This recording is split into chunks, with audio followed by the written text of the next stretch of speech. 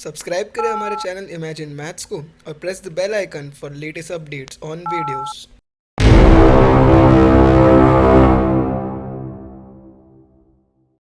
Hello economicians, मेरा नाम है गौरव। तो चलिए शुरू करते हैं। तो आज का जो हमारा टॉपिक है वो स्टैंडर्ड 12th के चैप्टर नंबर 2 जो कि है यूटिलिटी एनालिसिस, उसका पार्ट है। और वो टॉपिक का नाम है what is utility and what is the features of utility. तो सबसे पहले देखते हैं कि यूटिलिटी क्या होता है, उसका डेफिनेशन देख लेते हैं। तो यूटिलिटी का डेफिनेशन है utility is the capacity of a commodity to satisfy human wants. तो क्या है यहाँ पर यूटिलिटी का definition? Utility is the capacity of a commodity. तो कमोडिटी का मीन्स क्या होगा? कोई भी प्रोडक्ट होगा, तो किसी भी प्रोडक्ट के पास उतनी कैपेसिटी होनी चाहिए कि वो ह्यूमन के वांट्स को सेटिस्फाई कर सके, वो होता है यूटिलिटी। तो यूटिलिटी का मतलब यहाँ पर नीड्स या फिर वांट्स हो सकता है। तो अब यहाँ पर देखिए, तो डेफिनेशन के हिसाब से utility is the capacity of a commodity to satisfy human wants. तो यहाँ पर एक एग्जांपल देख लेते हैं। सपोज एक इंसान है जिसे प्यास लगी है, तो उस इंसान को प्यास लगी, तो उसे प्यास बुझाने के लिए क्या चाहिए? वाटर चाहिए। तो वाटर यहाँ पर कमोडिटी का काम कर सकता है, और उस वाटर के पास इतनी कैपेसिटी है कि जो ह्यूमन वांट्स को वो सेटिस्फाई कर सके, इसे हम लोग यूटिलिटी कहते हैं। तो ये था डेफिनेशन जो कि था यूटिलिटी का। अब देखते हैं हमारा सेकेंड टॉपिक आज का, जो कि है फीचर्स ऑफ यूटिलिटी। तो फीचर्स ऑफ यूटिलिटी में कुछ पॉइंट्स हैं, सब पॉइंट्स। तो वो सारे सब पॉइंट्स हम लोग एक एक करके देख लेते हैं। जो सबसे पहला सब पॉइंट्स है वो है रिलेटिव कंसेप्ट। तो यहाँ पर देखते हैं कि रिलेटिव कंसेप्ट क्या है। तो utility is related to time and place. तो यहाँ पर जो यूटिलिटी है वो टाइम और प्लेस से रिलेटेड है, is related to time and place. अब देखिए, जो यूटिलिटी है it varies from time to time and place to place. जिस तरह टाइम से टाइम और प्लेस टू प्लेस ये यूटिलिटी है वो वेरी कर सकता है, वो चेंज हो सकता है। तो एक एग्जांपल देख लेते हैं। सपोज अगर ठंड का मौसम है, तो ठंड के मौसम में वुलन क्लोथ्स की यूटिलिटी ज़्यादा होगी। उसी तरह अगर सैंड है, सैंड मैंने यहाँ की रेत है, तो अगर रेत जो है उसकी ज़्यादा यूटिलिटी कहाँ पर होगी? कंस्ट्रक्शन साइट पे। वो अगर समुद्र के किनारे पड़ा होगा तो उसकी यूटिलिटी वहाँ पर नहीं है। तो इसीलिए यहाँ पर क्या बताया कि यूटिलिटी जो है वो एक रिलेटिव कंसेप्ट है, वो चेंज हो सकता है टाइम टू टाइम और प्लेस टू प्लेस से। अब जो सेकंड फीचर है वो है सब्जेक्टिव कंसेप्ट। तो देखते हैं यहाँ पर सब्जेक्टिव कंसेप्ट क्या है। तो सब्जेक्टिव कंसेप्ट में क्या बताया कि यूटिलिटी जो है वो पर्सन से पर्सन डिफर करता है। तो वो किस तरह पर्सन से पर्सन डिफर करता है?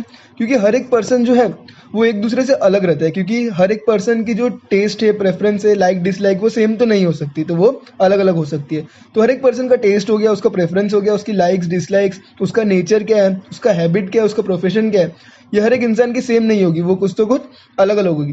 तो उसी तरह ये एक सब्जेक्टिव कंसेप्ट है। तो सब्जेक्टिव कंसेप्ट में क्या बताया कि यूटिलिटी जो है वो पर्सन से पर्सन डिफर करता है। फॉर एग्जांपल, अगर एक डॉक्टर है तो डॉक्टर को स्टेथोस्कोप की यूटिलिटी होगी, मगर अगर वो एक लॉयर है तो उसे उस स्टेथोस्कोप की जरूरत नहीं होगी। तो यही बताया सब्जेक्टिव कंसेप्ट में कि सब्जेक्टिव कंसेप्ट में जो यूटिलिटी रहता है वो डिफर्स करता है पर्सन से पर्सन पे। थर्ड फीचर जो है वो क्या दिया है? तो थर्ड फीचर क्या है? Ethically neutral concept. तो यहाँ पर इथिकली न्यूट्रल कंसेप्ट का मतलब क्या होता है? अब देखिए, कोई भी अगर एक कमोडिटी है वो यूज़र के वांट्स को सेटिस्फाई करता है, वो ये नहीं देखते कि वो यूज़र अच्छा है या फिर बुरा है, वो सिर्फ अगर उस यूज़र के सेटिस्फेक्शन को पूरा कर पा रहा है तो वो उसके लिए यूटिलिटी हो जाएगा। तो यहाँ पर देखिए, ये न्यूट्रल कंसेप्ट किस तरह से है। अगर सपोज एक नाइफ है, तो नाइफ का जो है उसका यूटिलिटी क्या है कि वो फ्रूट्स को भी कट कर सकता है या फिर किसी के मर्डर करने के लिए भी यूज़ हो सकता है। तो यहाँ पर दोनों भी वे में both wants are different nature but are satisfied by the same community. तो यहाँ पर क्या बताया कि जो दोनों भी वांट्स थे वो अलग अलग नेचर्स के थे। एक तो फ्रूट काटने के लिए यूज आ रहा था और एक दूसरा जो था वो पीपल को हार्म करने के लिए यूज आ रहा था। तो यहाँ पर एक ही कम्युनिटी से दोनों काम हो पा रहे हैं। तो यहाँ पर जो यूटिलिटी है वो एक इथिकली न्यूट्रल है। वो न्यूट्रल क्यों है? क्योंकि वो ये नहीं देखने वाला है कि जो भी कम्युनिटी यूज हो रहा है वो एक अच्छा इंसान यूज कर रहा है या बुरा इंसान यूज कर रहा है। वो सिर्फ इतना ही देखेगा कि वो ह्यूमन के सेटिस्फेक्शन को पूरा करना चाहिए। वो उस इंसान के ऊपर है कि उसकी वांट्स क्या है या फिर उसकी नीड क्या है। तो इसीलिए जो यूटिलिटी है वो एक इथिकली न्यूट्रल कंसेप्ट है। अब देखिए, जो फोर्थ कंसेप्ट है वो है यूटिलिटी डिफर्स फ्रॉम यूजफुलनेस। तो हर बार ऐसा नहीं होगा कि जो यूटिलिटी है वो हर बार यूजफुल होगा। तो वो किस तरह से वो डिफर करता है, तो वो क्यों डिफर करता है उसके लिए एक एग्जांपल देख लेते हैं। तो सपोज एक मिल्क है, तो मिल्क जो है वो यूटिलिटी भी है और वो कंज्यूमर के लिए यूजफुल भी है। लेकिन अगर मैं एक दूसरा एग्जांपल लूँ जहाँ पर एक लिक्विड है, लिक्विड मतलब दारू होगा, तो दारू जो है वो यूटिलिटी है। वो किसके लिए यूटिलिटी है? सपोज दो पर्सन है, ए और बी, तो ए जो है वो एडिक्टेड है दारू का और बी जो है वो एडिक्टेड नहीं है। तो यहाँ पर जो ए वाला पर्सन है उसके लिए लिक्विड यूटिलिटी है तो है, लेकिन वो उसके लिए यूजफुलनेस होगा क्या? वो उसके लिए यूजफुलनेस नहीं होगा, क्योंकि वो उसके बॉडी को हार्म कर रहा है। तो यहाँ पर यूटिलिटी जो है वो यूजफुलनेस से डिफर करता है, वो हमेशा सेम नहीं होने वाला है। मिल्क के एग्जाम्पल में तो वो सेम था, इस बोट्स यूटिलिटी भी था और वहां पर वो उसके लिए यूजफुलनेस भी था। मगर दूसरे एग्जांपल में जब हम लोगों ने लिक्विड का एग्जांपल लिया दारू का, तो वहां पर वो उसके लिए यूटिलिटी तो था एडिक्ट पर्सन के लिए, मगर वो उसके लिए यूजफुलनेस नहीं था। उसीलिए यूटिलिटी जो रहता है वो डिफर करता है यूजफुलनेस से। नेक्स्ट कंसेप्ट है वो है यूटिलिटी डिफर्स फ्रॉम प्लेजर। तो यहाँ पर जो यूटिलिटी होगा वो हर बार आपको प्लेजर या फिर हैप्पीनेस, एंजॉयमेंट ये तो नहीं देने वाला है। वो क्यों नहीं देगा, उसके लिए एक एग्जांपल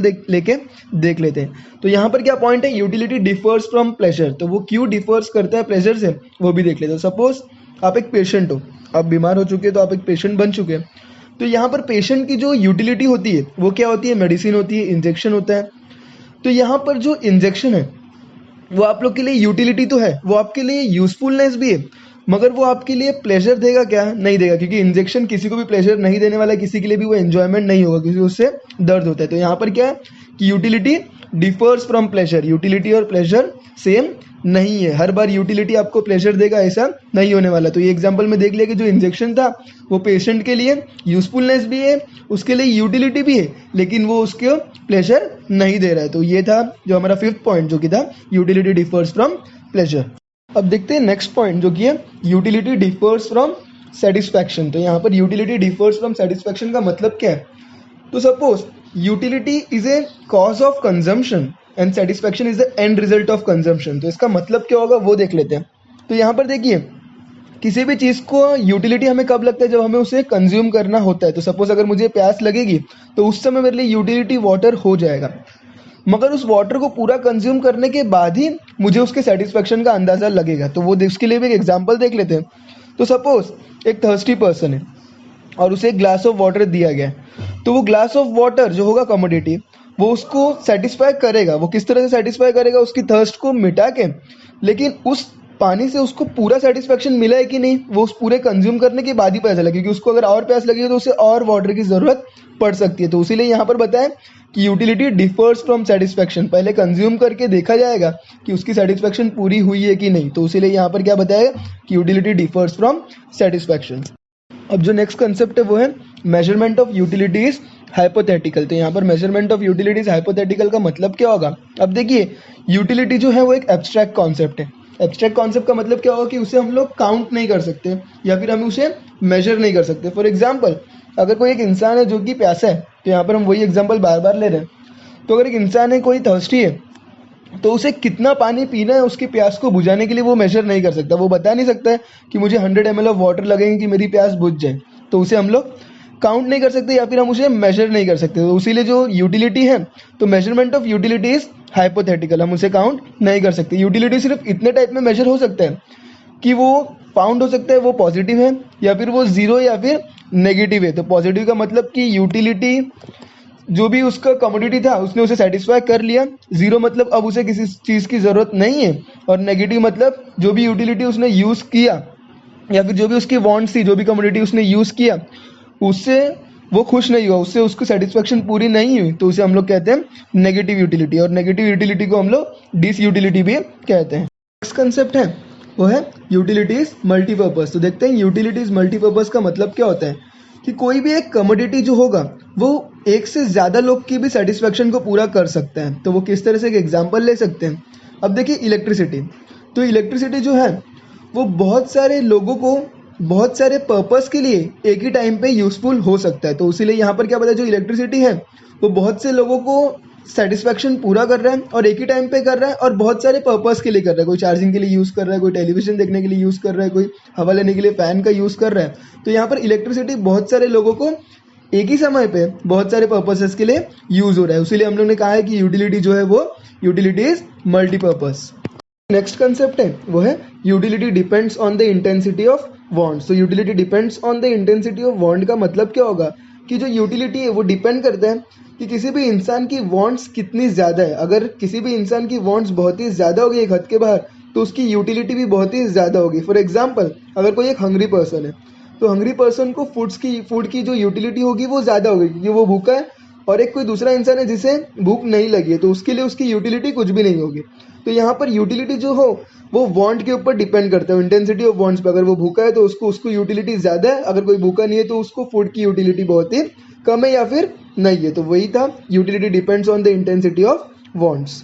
अब जो लास्ट कंसेप्ट है, जो कि 10th कंसेप्ट है, utility is the basis of demand. तो यहाँ पर utility is the basis of demand का मतलब क्या होगा, कोई भी अगर एक पर्सन है वो तभी उस कमोडिटी के लिए डिमांड करेगा जब उसकी ज़रूरत होगी, जब उसको उसकी यूटिलिटी होगी। फॉर एग्जाम्पल, अगर कोई बीमार इंसान है तो उसके लिए यहाँ पर यूटिलिटी किसकी होगी, मेडिसिन की होगी।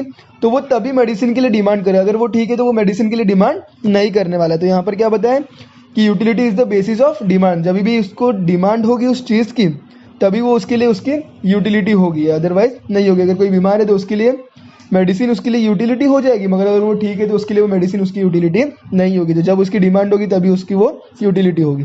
अब देखिए, जो भी हमने फीचर्स ऑफ यूटिलिटी देखा है उसके लिए कोड देख लेते हैं उसे याद करने के लिए। तो यहाँ पर आप लोग को सिल्क पता होगा कि सिल्क क्या होता है। तो सिल्क मतलब होता है रेशम। तो यहाँ पर हिंदी में सिल्क का मतलब होता है रेशम, और रेशम ही जो होगा वो हमारा कोड होगा। तो यहाँ पर देख लेते हैं, आर जो है, आर से है रिलेटिव कंसेप्ट, ई से है एथिकली न्यूट्रल कंसेप्ट, एस जो है, एस से है सब्जेक्टिव कंसेप्ट। उसके बाद जो यू है वो 6 टाइम्स है। तो वो 6 टाइम्स किसके किसके लिए वो देख लेते हैं।